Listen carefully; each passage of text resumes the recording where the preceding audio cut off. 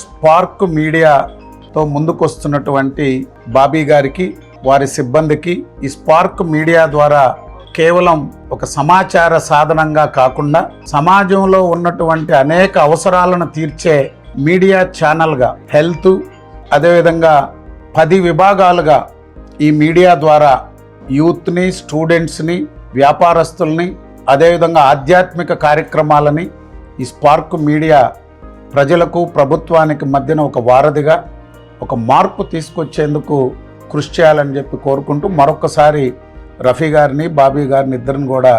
Telugu Desam party తరఫున అభినందనలు, శుభాకాంక్షలు తెలియజేస్తూ ఈ స్పార్క్ మీడియా ద్వారా నూతన సంవత్సర మరియు సంక్రాంతి శుభాకాంక్షలు తెలుగు ప్రజలందరికీ కూడా తెలియజేసుకుంటాం.